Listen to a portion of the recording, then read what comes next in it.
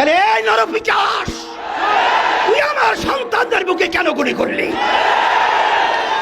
আবু সাইদের হাতে কোনো অস্ত্র নেই, ওর হাতে কোনো লাঠি নেই, ও একটা মেধাবী ছাত্র, ওর কোনো সন্ত্রাসীর কোনো তালিকা ওর নামে নেই। সেখানে ঠান্ডা মাথায় ওর বুকের ভিতরে একটা নয় কয়েকটা গুলি করে পাখির মতো লুকিয়ে ফেলে হয়েছে। আর সেটা আমরা বসে বসে দেখবো, আর সেটা আমরা সহ্য করব? এটা হতে পারে না, হতে দেওয়া যায় না। এর প্রতিবাদে রাস্তায় নামতে হবে। খুনিদের বিচার বাংলার জমিনে করতেই হবে।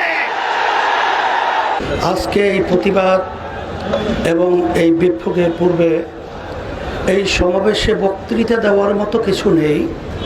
বক্তৃতা আমরা সবাই জানি কোন উদ্দেশ্যে আমরা এখানে এসেছি। তবে আজকে ইসলামী আন্দোলন বাংলাদেশ প্রতিষ্ঠিত হয়েছে, তার লক্ষ্য উদ্দেশ্য হলো অন্যায় প্রতিবাদ, ন্যায়ের পক্ষে। আজকে বাংলাদেশে যে তাণ্ডব চলেছে, যে হত্যাযজ্ঞ চলেছে, যে নৈরাজ্যতা চলেছে, যে অবিচার চলেছে, যে গুন্ডামি চলেছে, যে সন্ত্রাসী চলেছে, এবং আমার নিরীহ আমার ছেলেদেরকে যেভাবে নির্বিচারে পাখির মতো গুলি করে যেভাবে হত্যা করা হয়েছে, এটা দেখে কোনো সাধারণ যার ভিতরে একটু মানবতা রয়েছে কখনোই সে ঘরে ঘুমাতে পারে না। তারই অংশ হিসেবে আজকে আমরা রাজপথে এসেছি। আজকে আমার ছেলেদেরকে, আমার মেয়েদেরকে আজকে ওরা নির্বিচারে পাখির মতো গুলি করে হত্যা করবে।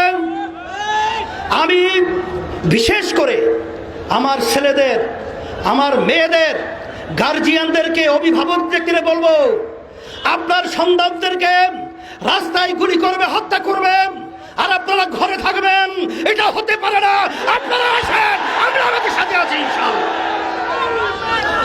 সাথে সাথে আজকে কোন দেশে আমরা বসবাস করছি? আজকে আশ্চর্য, একটা ছেলে আবু সাইদ, আবু সাইদের হাতে কোনো অস্ত্র নেই, ওর হাতে কোনো লাঠি নেই, ও একটা মেধাবী ছাত্র, ওর কোনো সন্ত্রাসীর কোনো তালিকা ওর নামে নেই। সেখানে ঠান্ডা মাথায় ওর বুকের ভিতরে একটা নয় কয়েকটা গুলি করে পাখির মতো লুকিয়ে ফেলে হয়েছে।